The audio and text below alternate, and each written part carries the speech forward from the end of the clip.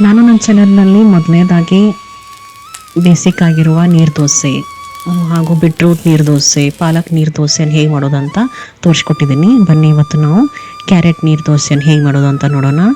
ಇದಕ್ಕಾಗಿ ನಾನು ಇಲ್ಲಿ ಸುಮಾರು 1 ಕಪ್ಪಷ್ಟು ದೋಸೆ ಅಕ್ಕಿಯನ್ನು ರಾತ್ರಿ ಇಡೀ ನೆನೆ ಇಟ್ಟಿದ್ದೆ. ನೋಡಿ, ನಮ್ಮದು ಅಕ್ಕಿ ಈಗ ಚೆನ್ನಾಗಿ ನೆನೆದಾಗಿದೆ.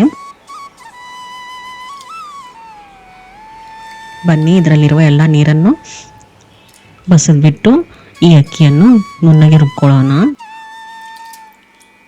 ರುಬ್ಕೋಕ್ಕಿಂತ ಮುಂಚೆ ಈ ಅಕ್ಕಿಗೆ ಹಾಕ್ಕೊಳ್ಳಿ ಸುಮಾರು 2 ರಿಂದ 3 ಮೀಡಿಯಮ್ ಗಾತ್ರದ ಗಜ್ಜರಿ, ಸ್ವಲ್ಪ ಶುಂಠಿ ಹಾಗೂ ಸ್ವಲ್ಪ ಅಥವಾ ಒಂದು ಅರ್ಧ ಕಪ್ಪಷ್ಟು ಹಸಿ ತೆಂಗಿನ ತುರಿಯನ್ನು ಹಾಕ್ಕೊಂಡು ಇದನ್ನು ನುಣ್ಣಗೆ ರುಬ್ಕೊಳ್ಳಿ.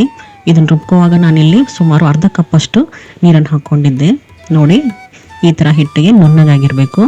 ಆಮೇಲೆ ಇದಕ್ಕೆ ಸೇರಿಸ್ಕೊಳ್ಳಿ ಸ್ವಲ್ಪ ಕೊತ್ತಂಬರಿ ಸೊಪ್ಪು ಹಾಗೂ ಸುಮಾರು 2 ಕಪ್ಪಷ್ಟು ಅಥವಾ 1.5 ಕಪ್ಪಷ್ಟು ನೀರು. ನೀವು ಕನ್ಸಿಸ್ಟೆನ್ಸಿ ನೋಡ್ಕೊಳ್ಳಿ, ನಿಮಗೆ ನೀರು ಎಷ್ಟು ಬೇಕು ಅಂಥೇಳಿ. ಬ್ಯಾಟ್ರು ನಮ್ಮದು ನೀರು ಥರ ಇರಬೇಕು. ಆಮೇಲೆ ಇದಕ್ಕೆ ಸ್ವಲ್ಪ ರುಚಿಗೆ ತಕ್ಕಷ್ಟು ಉಪ್ಪನ್ನು ಹಾಕ್ಕೊಂಡು ಸರಿಯಾಗಿ ಕಲಿಸ್ಬಿಟ್ರೆ ನಮ್ಮದು ಹಿಟ್ಟೀಗ ತಯಾರಾಯಿತು.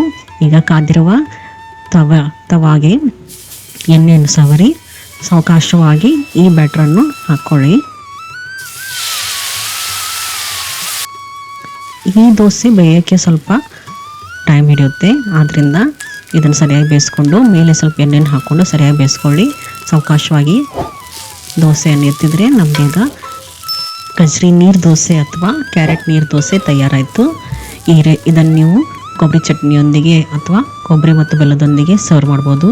ಈ ರೆಸಿಪಿಯನ್ನು ನೀವು ಟ್ರೈ ಮಾಡಿ ಹಾಗೂ ನನ್ನ ಚಾನಲನ್ನು ಸಬ್ಸ್ಕ್ರೈಬ್ ಮಾಡೋದನ್ನು ಮರಿಬೇಡಿ. ಧನ್ಯವಾದಗಳು.